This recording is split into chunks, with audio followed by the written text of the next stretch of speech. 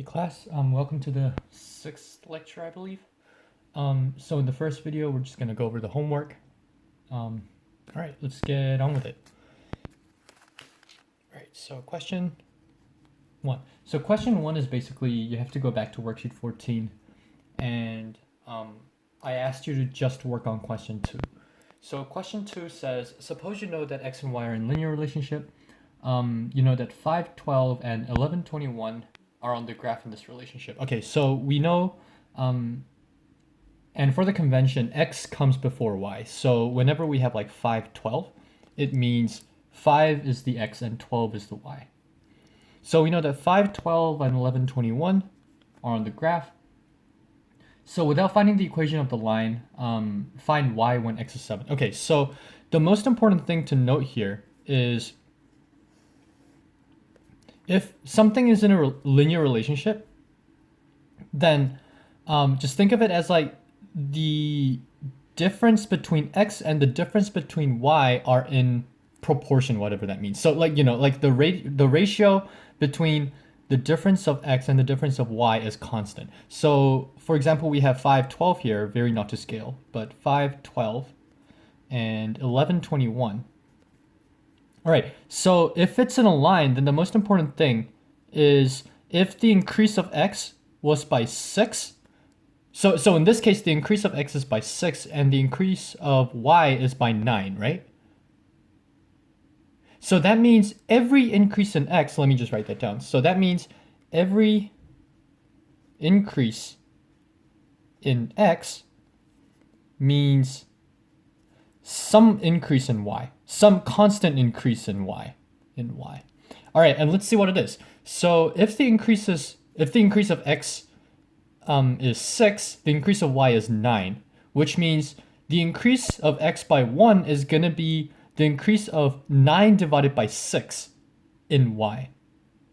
So, and 9 divided by 6 is 1.5. So that means for every increase in x by 1, means 1.5 increase in y. Yeah, so it's an increase of 1.5 in y. All right, so let's have a look at 2a. So a asks for, let me just quickly write this down. So the ratio is increase of 1 in x is increase of 1.5 in y. All right, so without finding the equation of the line, find y when x is 7. Okay, so we know that 5, 12 is on the line, and we are looking at what y is when x is 7. All right, so in this case, the increase of x is 2, right? So x increased by 2 from 5, 12 to 7, whatever it's going to be. Which means from 12, what's going to be the increase of y? Well, increase of 1 in x is equivalent to increase of 1.5 in y, which means the increase of 2 is going to be the increase of 1.5 times 2 in y, which is 3. Which means from 512, we go to 715. So we know that 715 is also going to be on the line. All right, so that's part A. And then part B is going to be similar. Okay, so part B, we are looking at when x is 3. Okay, so we know that 512 is going to be on the line, and then our question is what the y value is going to be when x is 3. All right, so from 3 to 5, there's an increase of 2, which means from whatever the number is to 12, similar to this case, there should have been an increase of 3, right? So from a certain number, we increase by 3 in order to get 12. So what is that? So what is that number? 9. So when x is 3, we can see that y is actually going to be 9. All right, the next question is, how about when x is equal to 14? Okay, so for 14, let's look at an increase from 1121. So from 1121, we're looking at 14 and whatever the number is going to be. All right, so from 11 to 14, there's an increase of 3. So there's an increase of 3 in x, which means there should be what increase in y? Well, it's going to be 3 times 1.5, which is 4.5, right? So from 21, if you increase by 4.5, you're going to get 25.5. So another point that's going to be on the line is 14 and 25.5. All right, so that's basically question 1. If you have any questions, then let me know through email. All right, question 2. This is a big bunch. All right, so question 2. Okay, so Nicole competed in an ultramarathon competition, which is 100 kilometers long. Okay, so for the first 25 kilometers, she ran 25. Blah, blah, blah, blah, blah. You can look at the question yourself. The link is actually going to be on the video in the description, or you can find it on Canvas.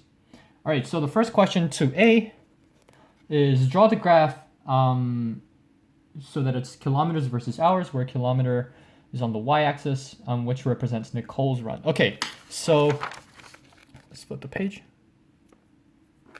All right, so draw the graph which represents. Okay, so the race is going to be 100 kilometers. So we're going to have a graph like this, and let's say this is where the 100 kilometer is. 100 kilometer, and this is going to be the hour mark. All right, so for the first, okay, so let's actually divvy this up so that we have 4 parts. And the first part is going to be 25, 50, and then 75, and then finally 100, which is the end of the race. All right, so for the first 25 kilometers, she ran 25 kilometers per hour. Okay, so for the first 25 kilometers, if she ran 25 kilometers per hour, how long did that first 25 kilometer take? Well, in the first 25 kilometers, in an hour, she would have covered 25 kilometers, which means it took exactly an hour for her to reach 25. So the graph is going to look somewhat like this. I guess one thing that's missing in the question, which is bad on my part, is how the question doesn't say that she ran at 25 kilometers per hour at a constant speed. Like if we don't have the assumption that she ran at a constant speed, then it's totally fine to draw the graph like this, like, like completely curved, or make it super unrealistic by saying, like she's been slacking off for the first 30 minutes and then go like, oh, boom, like she runs really fast, or like she's been slacking off for the whole 59 minutes and then suddenly run 25 kilometers. So in this video, I'm going to assume that she ran at a constant speed between parts. So in the first part, she ran at a constant speed for 25 kilometers per hour. And then for the next 25 kilometers, she ran at 20 kilometers per hour. Okay, so from 25, when she went to 50, she ran at 20 kilometers per hour. So how long did the second part take if she ran at 20 kilometers per hour? Well, the number of hours is going to be 25 divided by 20. So let me just write that down. So the first part was 25 divided by 25, which is just 1. The second part is going to be 25 divided by 20, which is 1.25. One thing you have to be careful, though, is 1.25 doesn't mean 1 hour and 25 minutes, because it's not the case that 100 minutes, it's not the case that the 100 minutes is equal to an hour. It's 60 minutes that is equal to an hour. So, since 60 minutes comprise of an hour, 1.25 actually means an hour and 15 minutes, because 0.25 is a quarter, and a quarter of 60 minutes is 15 minutes. So from here, to go to the 50th mark, let's actually try to, so that's 2, 3, and okay, damn, I ran out of space. 5, close enough. Okay, hour. Yeah, whatever. All right, so she went to 50th minute mark at 1.2. So it's going to be 1.25 plus 1, which is going to be 2.25, which is somewhere around here. So okay, so the graph. Okay, this might look linear, but just remember that this slope is actually less steep than this one. So it goes up pretty steep, and then, yeah, it flattens out a little bit. All right, and then from 2.25, the third 25 kilometers, she ran at 12.5 kilometers per hour. Okay, so she ran even slower in the third part. Yeah, which makes sense because ultramarathon is definitely a long race. She ran at 12.5 kilometers per hour. So how long did this part take? 25 divided by 12.5 is 2, which means it took her 2 hours to complete the 25 kilometers from 50 kilometers to 75 kilometers. All right, so since it took 2 hours, she started the 50th mile, sorry, not mile, I'm going back to the American system, 50th kilometer mark at 2.25 hours, or 2.25, whatever makes sense. So 2.25, so if it took 2 hours, then she would have finished this third part of the race at 4.25. So this graph is rather big. All right, so this is kind of where it's going to be. So there's going to be a line here, like such. Maybe I should have gotten a ruler. All right, and again, this part may somewhat seem like a straight line, but it's not. So it's actually getting flatter and flatter as the race goes on. And then for the last 25 kilometers, Nicole actually does the last minute sprint, well, more like a last hour sprint. So she ran at 20 kilometers per hour again. Okay, so 20 kilometers per hour, we have seen that it's going to take her 1.25 hours. So from 4.25, she's going to go to something like 5.5. And that's when she finishes the race, which is somewhere around here. Close enough. All right, so this is kind of what the graph is going to look like. And yeah, maybe I should have done a better job by being able to make the slopes distinguishable, kind of, like, because like they all kind of look like the same slope when they really shouldn't be. But yeah, close enough. All right, so we drew the graph, and part B, which is kind of like out of the screen. All right, part B is how long did the whole race take? Well, we just calculated this. We said the race ended at 5.5 hours. So that was basically part B. Part C, what is the average speed of Nicole throughout the whole race? Okay, so meaning if the marathon took exactly the same time, what was Nicole's speed under the assumption that she was running at a constant speed throughout the whole race is the question. All right, so for this one, we will have to express this using decimals, and it's not going to be a finite decimal, it's going to be infinite.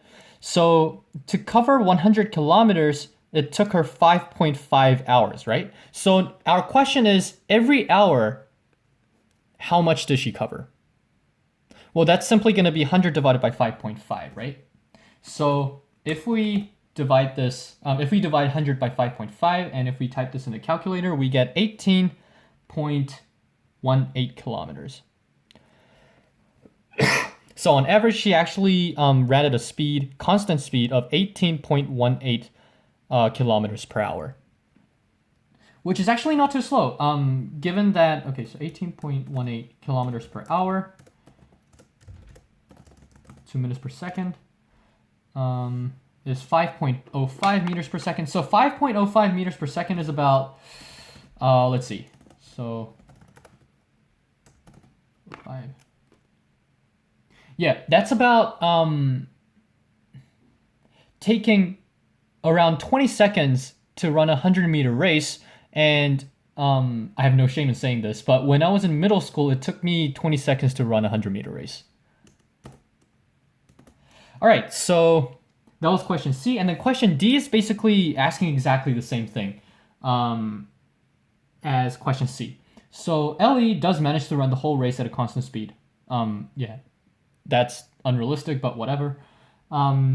So if they started at the same time, same place, and ended the race at the same time, same place. So if Ellie and Nicole both started the race here, and if they both ended here, then when does where is it? Okay, when does Ellie catch up with Nicole? Okay, so running at a constant speed throughout the whole race means there's going to be a straight line from this point to this point. And yeah, the graph is going to look really cramped, but it's going to look somewhat like this. So Ellie ran the whole race at a constant speed, which means this dotted line is actually going to be a line. Hopefully the shade is not in the way. Yeah, there you go. All right, so when does Ellie catch up with Nicole? Okay, so Ellie catches up with Nicole. So for these parts, yeah, for all these parts, what happens is Nicole's going to be ahead of Ellie.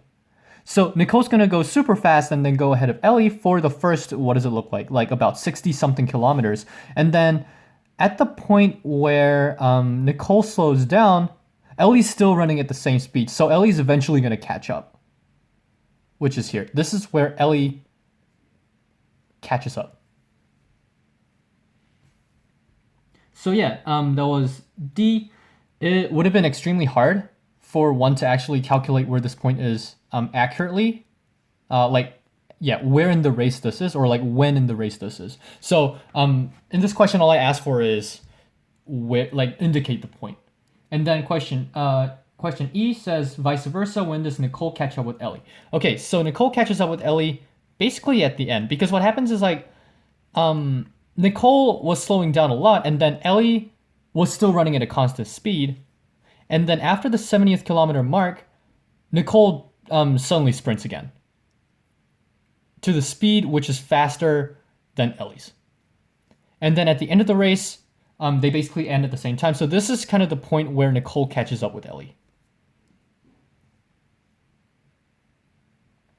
All right, so that was question 2. Question 3 is a little different. Okay, so the situation is similar to question 2, except Ellie decides to start an hour after Nicole. Okay, so instead of Ellie starting at the same point, Ellie starts an hour later, which means Ellie's gonna be slacking off, or more like she's not even running at all. So Ellie is not running at all for the first hour, and then this is where she starts. This is where she starts the race, and then the question is, how much faster should Ellie run so that Nicole and Ellie finish at the same time? So it's going to be here. So the line is going to look somewhat like this, like it's going to be a line that connects 1, 0 to whatever this point is. So in order to calculate the speed, we can think about how Ellie covered 100 kilometers in how many hours? Instead of 5.5 hours, Ellie actually covered the whole race in 4.5 hours because she started an hour late. All right, so once this is the case, we can just type this in a calculator and then see what our speed is. It's going to be an incredible speed of 22.22 kilometers per hour. And just to get a feeling of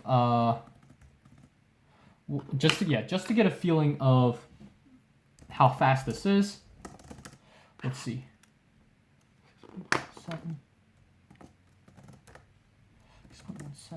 All right, so that means basically a sprint, like a 100-meter sprint that took 16 seconds, but doing that for 100 kilometers. That's how fast this is.